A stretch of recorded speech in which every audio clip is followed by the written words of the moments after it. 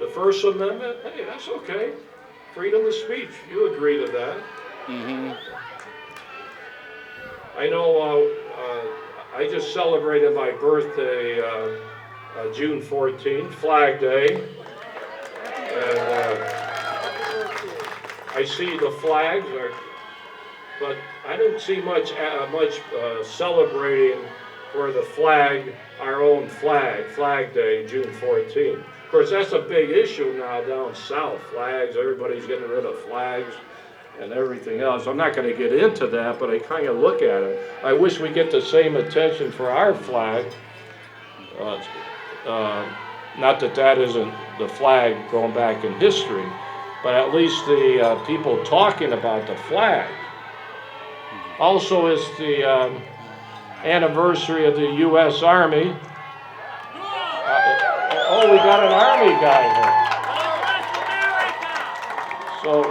So I joined the Army when the Korean War broke out. I was 10 years old, you know how that goes.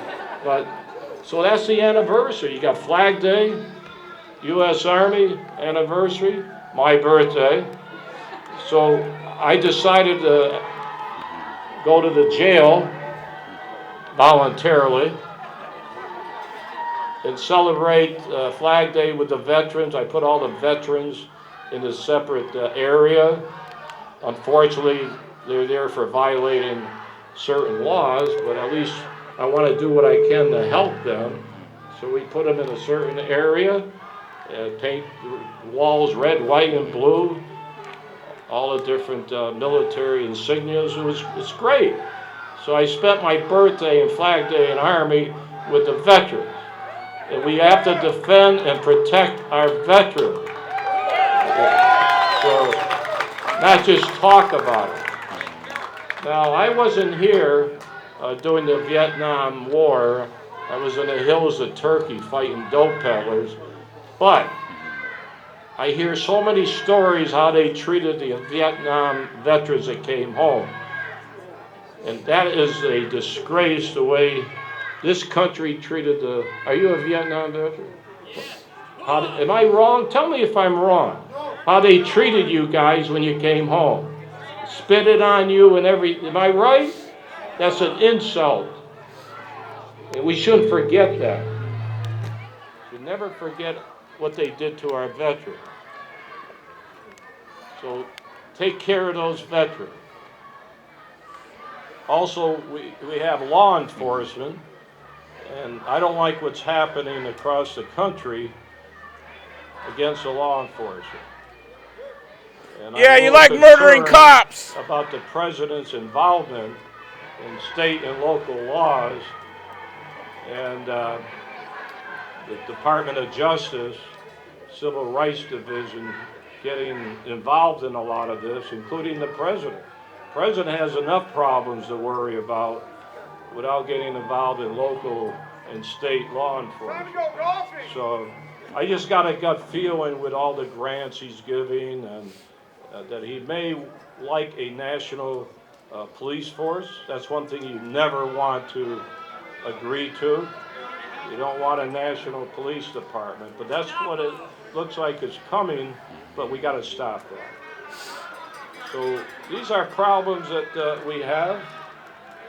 Sometimes I do things that may be a little controversial, but I didn't run for sheriff 25 years ago to take a car home at night. In fact, I'm talking to your sheriffs around here. They make more money than I do. Hey, good. They deserve it. Please move up here to Oregon. Hell no! Yeah, I don't know. Just too much pot roaming around. So, yeah, I fought the drug problem my whole life, all over the world. Mm-hmm. I never thought that marijuana would ever be legalized. Never in my life did I think that would happen, but it's probably going to happen. But that's your problem, not my problem. But it is a national problem, because once marijuana, then what's next? So I can't hear someone saying nice things about me out there. So you're very important, very important. And I remember the Tea Party, 200 of them came to see me a couple of years ago. Sheriff, you're the elected sheriff. We want you to investigate the President of the United States, the birth certificate. So I listened to this. So are you a cop or are you a My security? constituents are asking me to do something. Security and sound. You know, I'm not going to say I'm the smartest guy around, but I've been around a lot of years in the feds. I can go on and on. So I'm not that so stupid. we got a security guard that moves next to me. Say, you know, get out of here, and then when they leave, dump it in the wastebasket. Well, I am stupid because I didn't do that. But then I remember, wait a minute, they're asking me to do something, so I'm going to do it. So I did it. I used my volunteer posse. I have 1,500 posse. I have 600 with armed. In fact, tomorrow morning they're going back to the black churches. Some ministers asked me to protect them. So I got my armed posse in front of the 60 black churches. Of course, I've taken heat on that too. You know, why would you have a racist go out and protect the African American? First of all, I'm not a racist. Number two, that's my job, to help the people, no matter who they are or whatever. So I used the posse to go out to investigate the president. And once again, I've been around a long time. They're cheering me on that one. So I'm nothing against the president. I'm just looking at a fraudulent document, that's all. You know, I don't really care where he came from. I want to know if we have a forged birth certificate. That's all I want to know. And I know. I can't get anybody to look at it. Nobody will do anything about it. But it's not over yet. But I leave that, I say that as an example, that sometimes you take on controversial subjects, but you have to take chances sometimes. Just like you're taking chances. I know you're out there campaigning. You know, you got all these guys over that side. They probably don't like you. That's okay. You're not going to worry about them. You're going to do what you feel is right for our country. That's all. Very simple. Very simple. It's the way I feel. I'm 83 years old. How many more years do I have to go? But I'm not going to surrender. I guarantee you on that. I could have been the governor. I'm not bragging. I don't make that much money. I know the day I leave, the media won't even know how to spell my name, since they call me a publicity hound. So why do I keep doing it? So I look in the mirror. I have a wife of 58 years, and she supports me. So, you know, I have grandkids. I never see my wife. But why do I do it? So you're probably asking me that question in your mind, and I ask myself the question. So, boy, they even pronounce the name right. You know, I'm an egotistical guy. This is pretty good out here. So the reason I do it, my mother and father came here from Italy. I got that Italian blood in me, and I grew up, you know, the hard way. But I worked hard, and one thing you never do, sometimes when you're involved in change, you make enemies. You make enemies.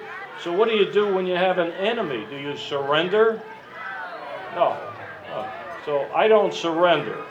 That's the only thing that keeps me going. If all those people out there said, "We love you, Sheriff. Thank you for everything you've done in your 55 years. And here's a around the world cruise ticket for your gift," I might decide to leave. Hey, jeez, what am I fighting? But that's not going to happen. We love you, Sheriff. Not going to happen. And as I say, the strength I have, other than my wife, is the people. If I was a chief of police, well, I would have been fired the day I took office. But being an elected sheriff is important. Now, there's some pink underwear floating around here. So everybody's saying, Sheriff, what's the pink underwear? Well, I have a reason for that.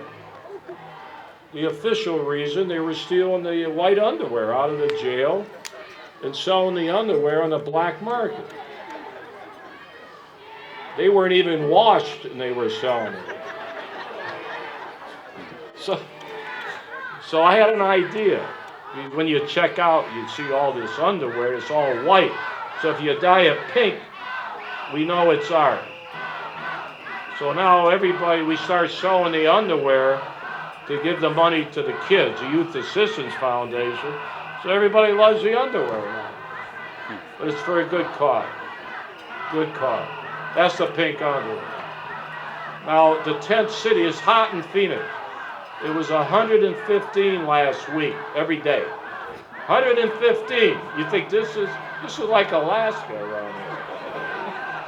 And that's humane? So, 115 outside. I put those tents up August 3, 1993. When I ran, I said, I'm going to put Korean War tents up. We went. We got 70 tents from New Mexico. Brought it to Mexico, to our county. Had free land next to the dump, the dog pound, and the waste disposal plant. That's where the tents are. Room for 2,000 inmates. And they're still there.